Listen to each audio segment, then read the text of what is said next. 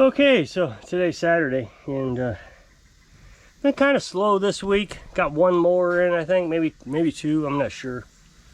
And then, of course, Saturday comes around and you get swamped. This one's a big job, as you can see. I have it jacked up in the front. And then, for all the naysayers on the beast, I got the beast lifting up the back end. Got two jack stands underneath it. There's Skitty. She's miserably hot. She's just trying to find some comfort. I think she's going to try to go into the house again. Yeah. She came out when we called her. So she's, yeah. It must be cooler under there. So this guy, he said the transmission was, the pedals were sticking it. Well, I mean, that is a true statement. They were sticking, and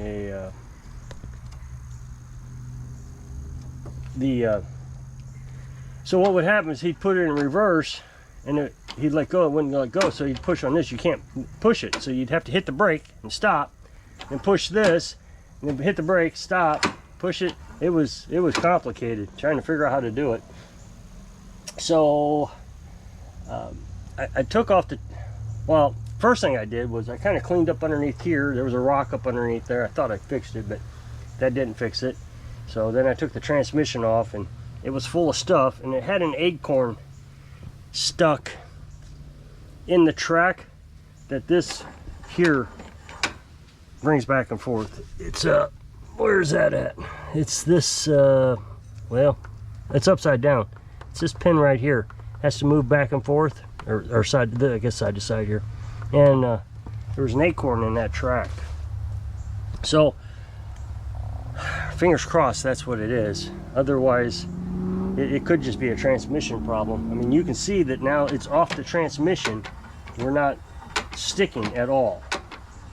So it tells me that the linkage is fine. It's something in the transmission that's jamming it up. So that was a chore to get off. A lot of these Husqvarnas has the battery in the back, so you take the battery out and you can do a lot of work from in the battery compartment. But this one has a gas tank, so that means the whole frame has to come off, or the fenders has to come off, and that's a real chore. That would have taken hours. So I just dealt with it and got this off like this, got the tires off, lifted it up, and the beast made things so much easier. I mean, I can use a jack and I can jack it up, but I can lift it up higher if I need to. I'm a little fearful of it because the jack stands don't go any higher. So, and then got a John Deere over there. These jobs always worry me. So he calls me up, says, yeah, I got a John Deere that I need serviced, or tuned up. I don't know what tune up means. I don't know what that means. So I call it a service. I said I can do a service on it, and we can change the oil, spark plugs, clean it up, and change the filters. So he says, yeah, can you come pick it up? Well, it was just down the hill. This is before I had the beast tied up. So I ran down there with the beast and grabbed it. Well, it was stuck in his yard is completely overgrown. Oh, and he wants the blades changed. I forgot that. So you have to walk through the overgrown yard to get to it. So I just took the beast back into the yard, and we had to pull it out of its spot. So I took the beast and pulled the used the come along to pull it out, or the winch, and got it out of there. I towed it up the hill, but I'm in this. The gas is rotten. I can smell the gas is rotten. No, it was last year. Well, okay, it's rotten. And we got ants. I've tried to kill them several times now, but they just keep coming back. That's going to be a nightmare to try to get out of there. So what this is going to turn into is, how much is it going to cost to service it or tune it up? And I tell them the price for a service, and I tell them exactly what it is. And I said, anything more, I'll have to give you a call. Okay, yeah, you give me a call. It'll run. Then how come we didn't just drive it up here? Why did it have to be towed? No, it doesn't run. It needs a new battery. So, and the battery's 5 years old. So no, it's more than it'll run. So what else is going on? There's not much going on today. I returned a mower, got paid. So I think the only thing I got left now that I got to get returned is a blower over here.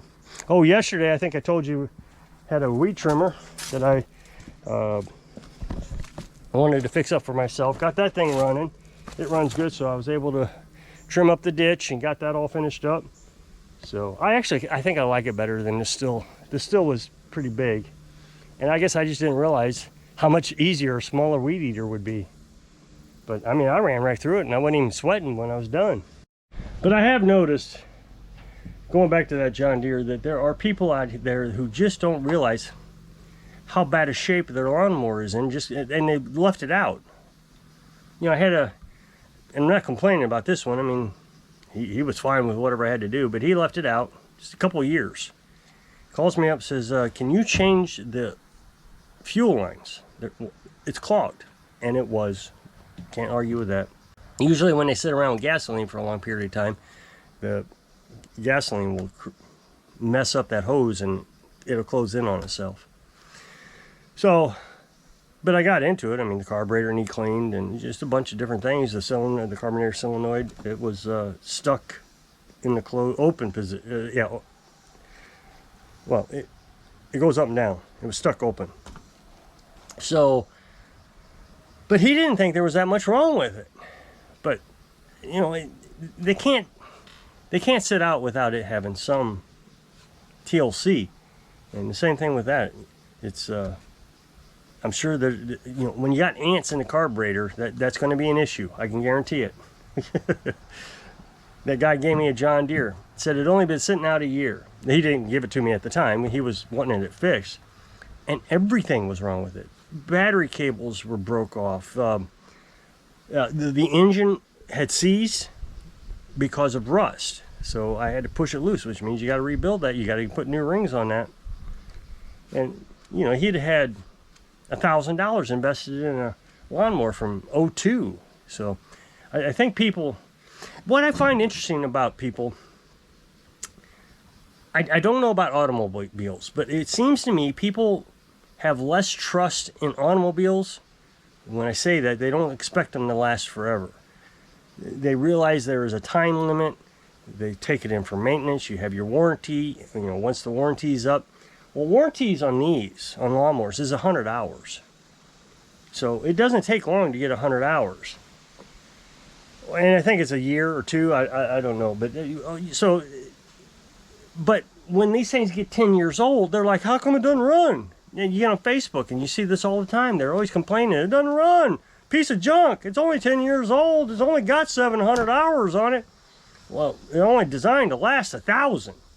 So that'd be like saying, hey, my car's got 200,000 miles on it and it doesn't run. What's wrong with it? Well, it's old.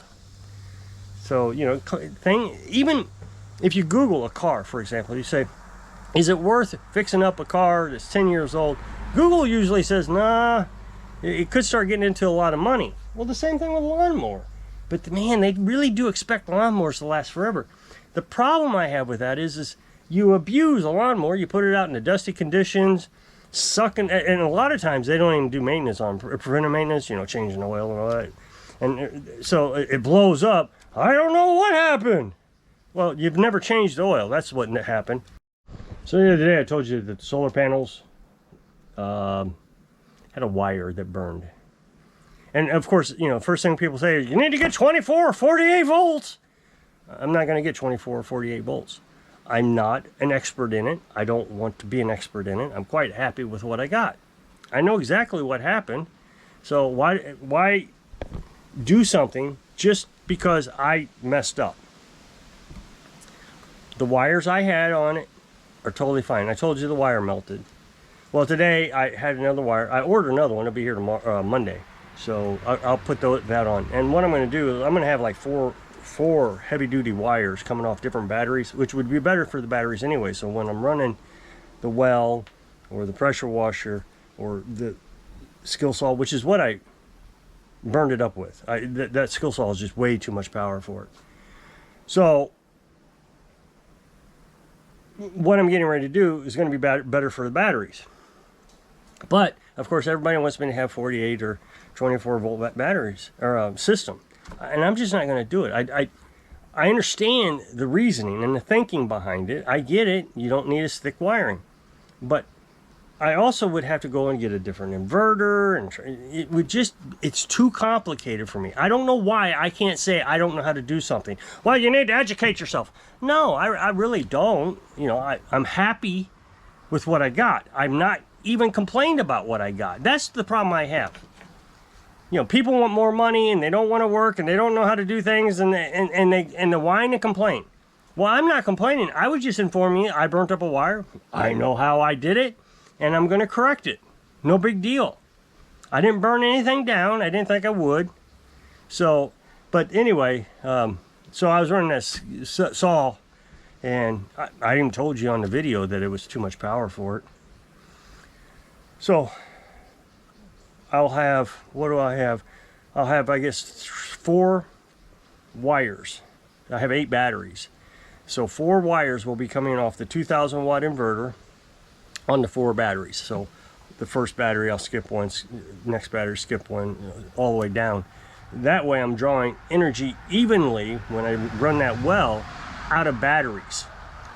Right now I have the negative on one side of the battery bank and the positive on the other side of the battery bank, so the battery has to draw in a circle, and that's the way you're supposed to do it. But when you have heavy loads like that, it's a lot better if you can come down individually and pull from it. So I mean, I've already burned up a battery because I was pulling too much from one battery no, just a few months ago. So I've corrected that problem, but this will be better all along. And, you know, lesson learned. So tomorrow we'll go shopping, get our freezer filled back up a little bit this Sunday. And I try to take Sundays off. People don't let me, but I try to take Sundays off so we can go cut grass or go to the grocery store or whatever it is we need.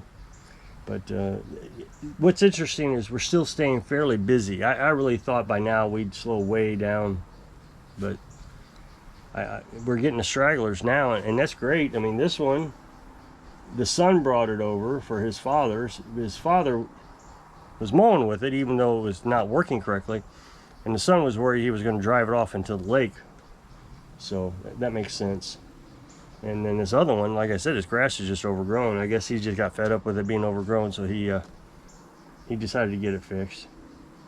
So I've got parts ordered for all that. So I think we're on our way to getting this one running. I'm gonna hate to have to put that transmission back on and just find out that there's something else. So right now what I'm doing is I'm letting it dry. I got it upside down to let it dry. I pressure washed the whole thing. Got it nice and clean on the top side. And then when it dries, I'm gonna take some lubrication and lube up all those little areas so it goes smooth, you know, engages smoothly.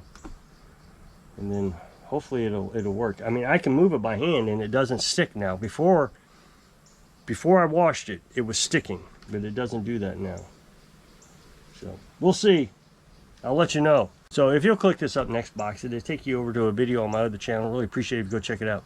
So hope I can inspire you.